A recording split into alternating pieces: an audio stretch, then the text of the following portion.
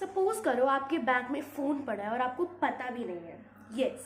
Hi everyone, this is me Shreya and welcome back to my channel to Shreya Star World. And आज मैं एक story timing लेके आई क्योंकि मैंने कहा था कि मैं स्टोरी टाइमिंग करूँगी पर मैंने अभी तक की नहीं. तो मैंने सोचा मौका भी है, दस्तूर भी है, तो क्यों ना करते हैं. So let's go to the story timing. मैं बहुत एक्साइटेड हूँ आप लोगों को बताने के लिए. एंड इसका कोई पार्ट 2 नहीं होगा, ये सीधा सीधा स्टोरी चलती रहेगी. तो वॉच टिल द एंड. तो पहले इंट्रो देख लेते हैं.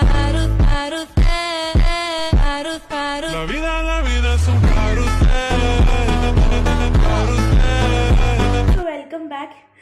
तो द स्टोरी स्टार्ट 17 दिसंबर 2025 रात को 8 या 9 बजे के करीब. मुझे बहुत ज़्यादा फीवर था, like it was high level fever. मैंने मेडिसिन ली और मैं लेटी हुई. ठीक है, अगले दिन मेरा पंजाबी का एग्ज़ाम था. मैंने ये सोचा था अगर मेरी तबीयत ठीक हुई तो मैं स्कूल जाऊंगी, वरना जब हमारा जो एग्ज़ाम होता है एकदम लास्ट पीरियड में होता है, एक्टिविटी पीरियड में. ठीक है, तो उसमें हमारा एग्ज़ाम होता है तो मैं उसके 1 घंटे पहले चली जाऊंगी. मैंने ये सोचा था, बट अनफॉर्चुनेटली मेरी तबीयत ठीक हो गई. चलो नेक्स्ट. और फिर मैंने ये सब सोचा था. ठीक है, तो मैं पढ़ाई कर रही थी तो मेरी बुक नहीं मिल रही थी उस वक्त पंजाबी की. अगले दिन पंजाबी का एग्ज़ाम है, मेरी पंजाबी की बुक की नहीं मिल रही थी. तो मैंने ये सोचा, मैंने मेरी फ्रेंड से बुक 2 चैप्टर्स आ रहे थे, PT2 का है, PA2 का है, पीरियोडिक असेसमेंट 2. तो मैंने उससे मंगवाया और उसमें भेज दिया. ठीक है, तो मैं फ़ोन से पढ़ रही थी.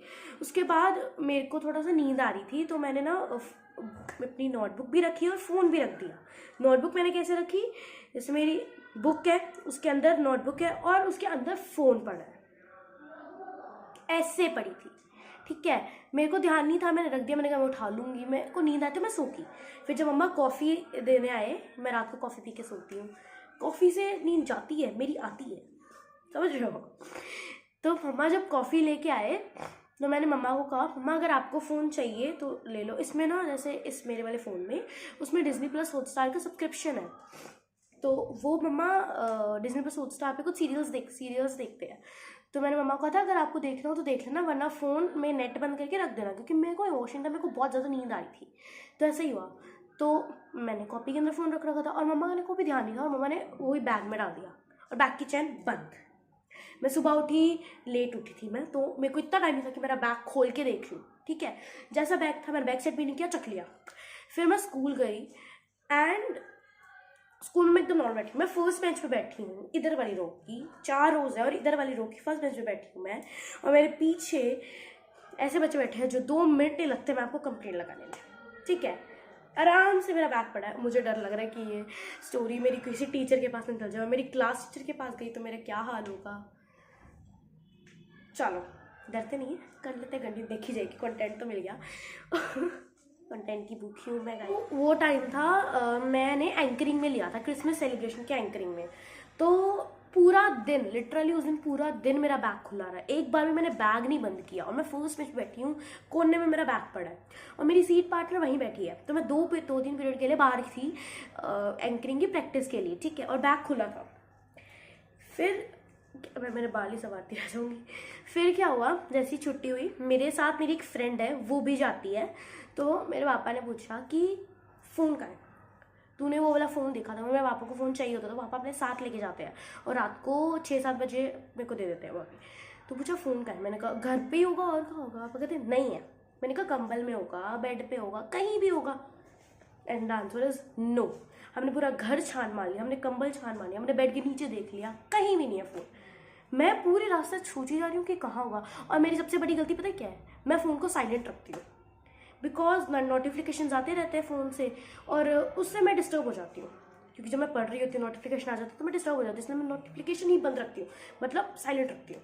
तो मेरे पापा ने लिटरली उस पर 10 मिस कॉल्स की. मम्मा ने, पापा ने लिटरली उस पर 10-30 मिस कॉल्स कर दी होगी और वो फ़ोन साइलेंट मेरे बैग में पड़ा था और वो ऑन पड़ा था. मेरी किस्मत देखो.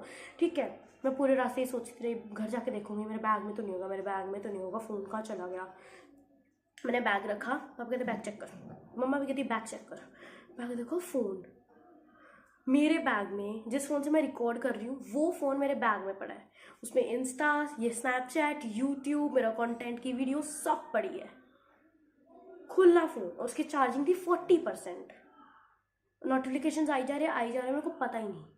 लाइक मैं कितनी बड़ी फूल हूँ, कितनी बड़ी कि मेरे बैग में फ़ोन पड़ा था और मेरे को पता भी नहीं चला।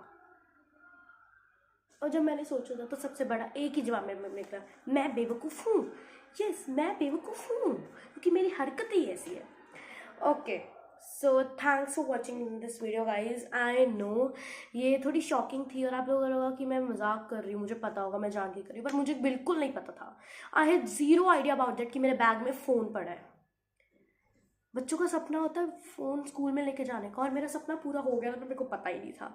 मैंने वीडियोस रिकॉर्ड करती, फ़ोटोज़ करती, बट अनफॉर्चुनेटली ये नहीं हो पाया। एंड आई रिक्वेस्ट कि जिसके पास भी ये वीडियो गई है, अगर कोई मेरे स्कूल से देख रहा है, मेरी फ्रेंड देख रही है, तो आई रिक्वेस्ट यू ऑल कि प्लीज़ जाकर मेरी टीचर को मत बताइए, क्योंकि मेरे को कोई इंटेंशन ऐसा नहीं था। ठीक है, मेरे को नहीं पता था, मेरा इंटेंशन ऐसा कुछ नहीं था। So thanks for watching, bye. और अगर आपको कोई और स्टोरी टाइमिंग चाहिए, बहुत सारी है अभी तो उसके लिए सब्सक्राइब करना। और ये इस वीडियो पे मुझे व्यूज़ चाहिए, मुझे अच्छे व्यूज़ चाहिए। Thanks for watching, bye, and subscribe जरूर करके जाना।